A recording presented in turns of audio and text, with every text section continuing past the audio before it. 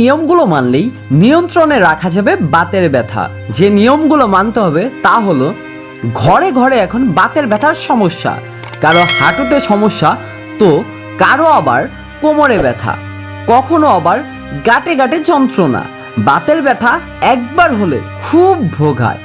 কখন তার ব্যথা জানান দিয়ে উঠবে কেউ বলতে পারে না। গরমের সময় বা বর্ষার আর্দ্রতা থাকে বলে বেশি বাতের সমস্যা হয়, বেড়ে যায় ব্যথা। এমনকি সেই ব্যথা এমন জায়গায় পৌঁছায় যে হাত পা ভাঁজ করতেও সমস্যা হয়। তবে কিছু নিয়ম মানলে কিন্তু এই সমস্যায় আরাম মিলতে পারে। শরীরে বাতের ব্যথা বাড়লে অনেকেই হাঁটা চলা একদম কমিয়ে দেয়, সাধারণ কাজগুলোও করতে চান না। এই অভ্যাস কিন্তু মোটেও ভালো নয়। বাতকে হার মানাতে হলে নিয়মিত হাঁটাহাঁটি করা জরুরি। যোগব্যায়াম করুন, তাহলে আরাম পাবেন। ব্যথার চোটে অনেক সময় জয়েন্টে জয়েন্টে ব্যথার প্রকোপ বাড়ে। এক্ষেত্রে গরম সেক নিতে পারেন, গরম কাপড় দিয়ে সেক দিন, আরাম পাবেন। বাতের ব্যথার সমস্যা থাকলে হালকা গরম পানি স্নান করুন, সেটা ভালো। পানি বা তরল খাবার বেশি করে খেতে হবে। শরীরের ভেতরের আর্দ্রতা, অস্থিসন্ধি, তরলের ভারসাম্য বজায় রাখতে সাহায্য করে। অস্থিসন্ধি তরল শুকিয়ে গেলে ব্যথা বেশি হতে পারে। স্বাস্থ্যকর খাবার নিয়মিত খাওয়া কিন্তু খুবই গুরুত্বপূর্ণ।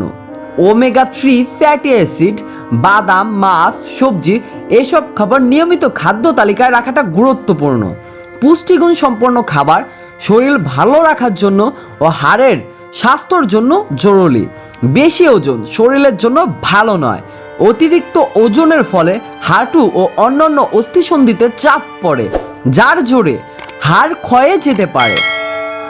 আর্থ্রাইটিসের ব্যথা বাড়তে পারে। হাড়ের ব্যথা বা বাতের ব্যথা থাকলে অবশ্যই চিকিৎসকের পরামর্শ নিন।